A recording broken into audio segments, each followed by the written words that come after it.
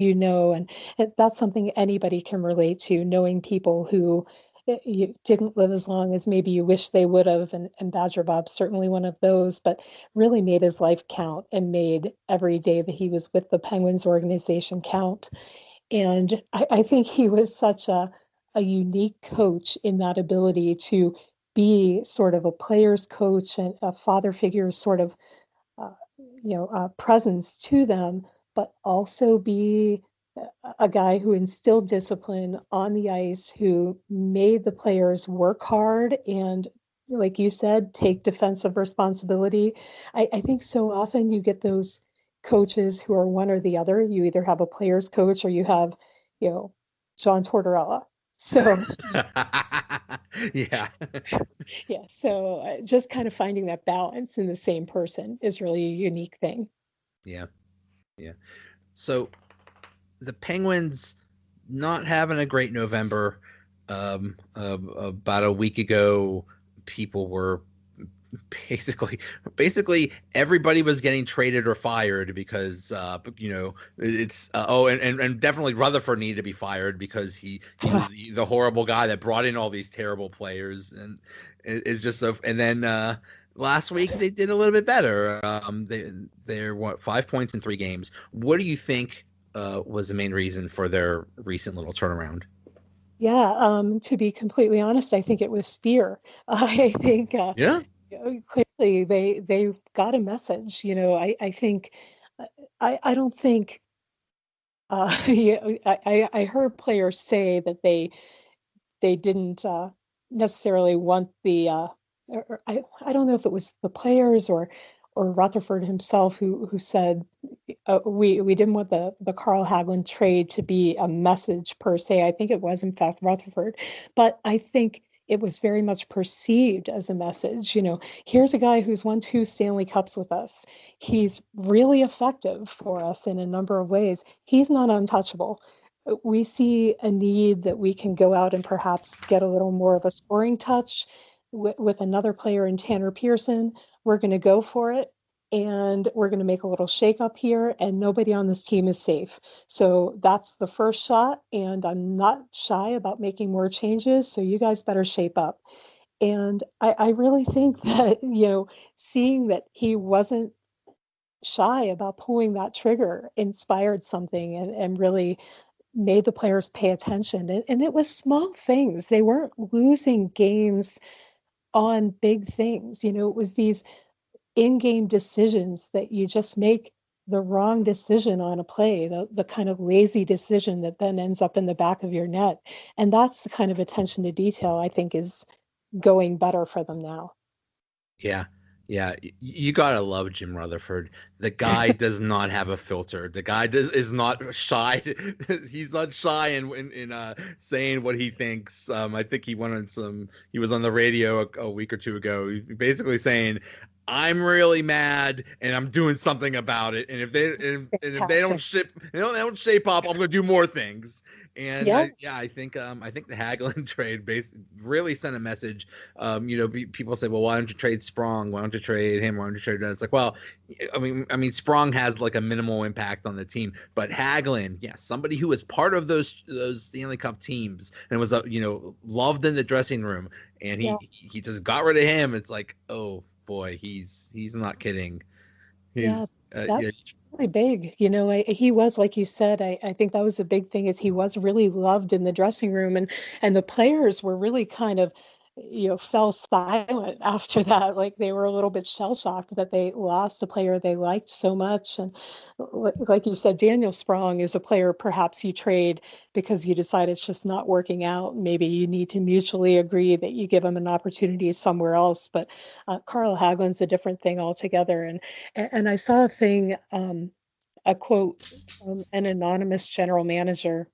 I think Lisa Dillman, who writes for the LA Times, quoted it, that this general manager said that Jim Rutherford has essentially talked to every team in the league at that time. So he had many feelers out there. He was he just was putting everything out that he could. So you have to wonder what other types of deals have been discussed, and if Oh they look at man. other stuff, like who else is on the table. I wonder if that conversation goes like, okay, you got Crosby, you got Malkin, you got Letang, maybe Murray. That's it. Those untouchables. You could have anybody else. Talk to me. Maybe that's what he's saying.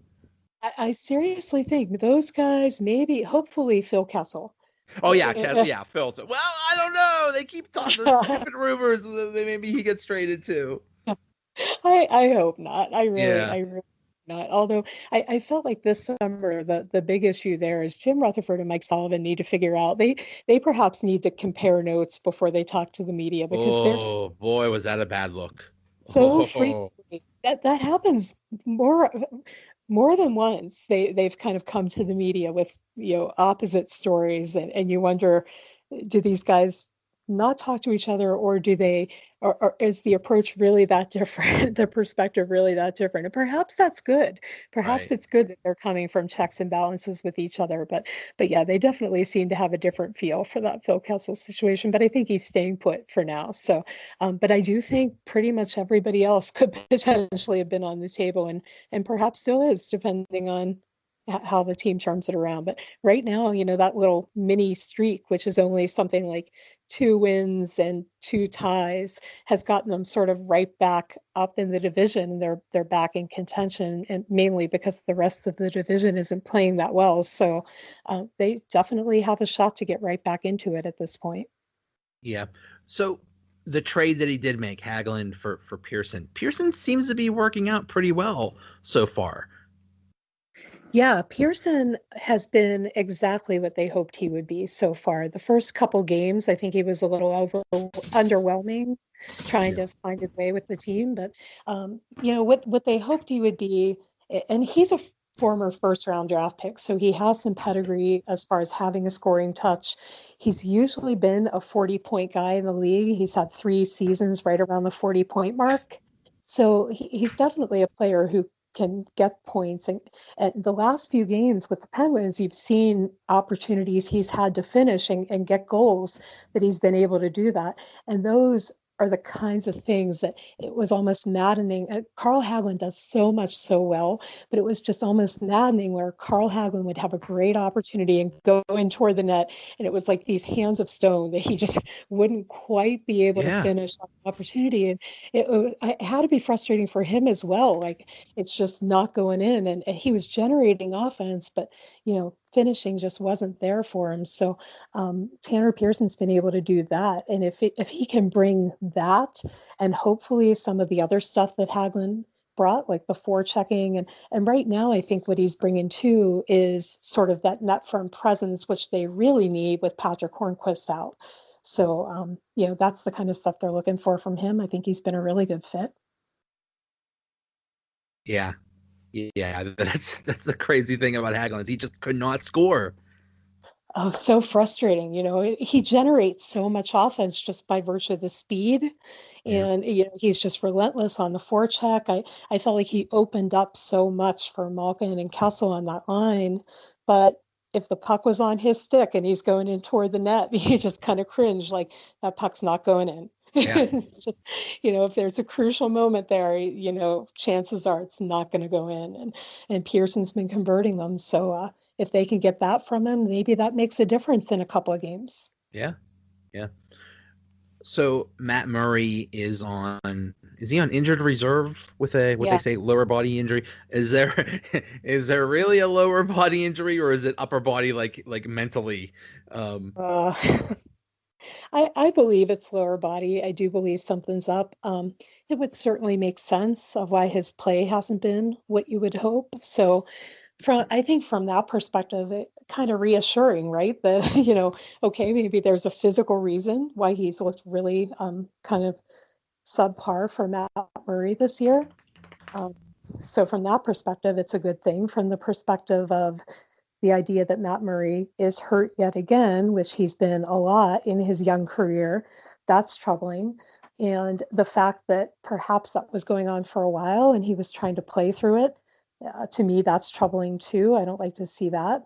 Um, and I just hope that he's getting the time and the rest he needs. And perhaps if there is something going on, he's gone through a lot the last couple of years, and perhaps if he needs that time too mentally, then he can take that time for that purpose as well. But hopefully, the Penguins have a couple of pretty capable backups going for them at this point. So with any luck, the Penguins can score goals and not have to worry that much about what they're getting as far as goaltending. But they've been getting some pretty competent backup goaltending at this point, and hopefully that helps them worry about it a little less. Yeah. Yeah. It's just scary because, yeah, DeSmith and Jerry, they're good for now, but Yeah. in the playoffs, I don't know if I'd No. rely on them. Yeah, exactly. No, that's not. I mean, well, I don't think. I mean, Casey DeSmith's not a long-term solution. I do think, I certainly hope that Tristan Jarry at some point is a franchise goaltender, if not for the Penguins, for somebody.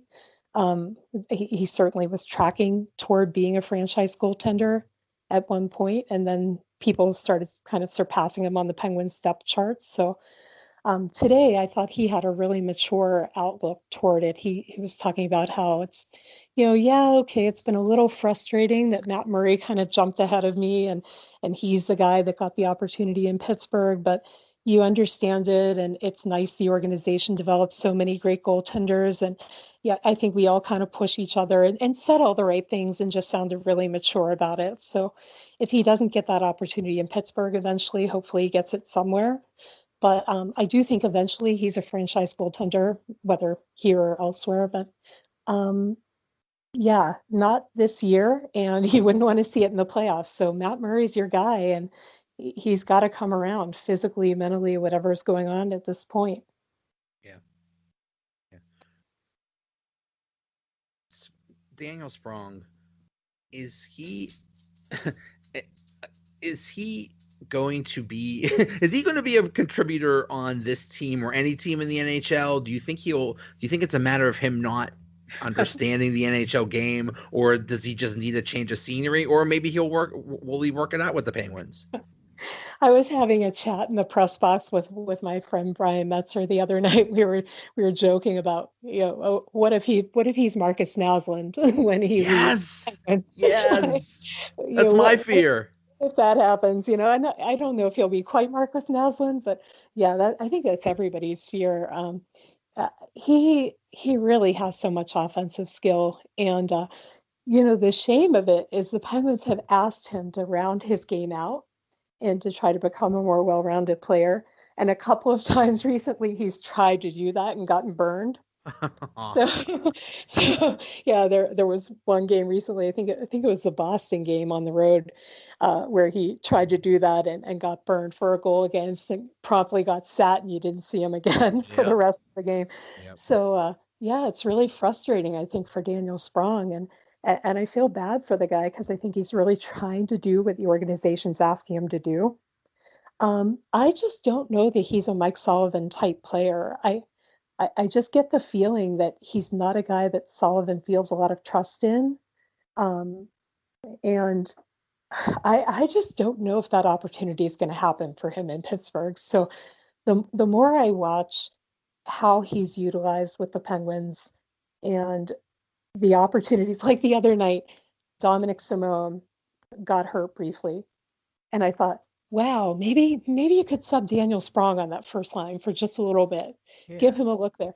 No, that doesn't happen. The opportunity's there, but he doesn't get that opportunity. So I just get the feeling that the trust in him isn't there, and I don't know if I see it working out for him long term in Pittsburgh.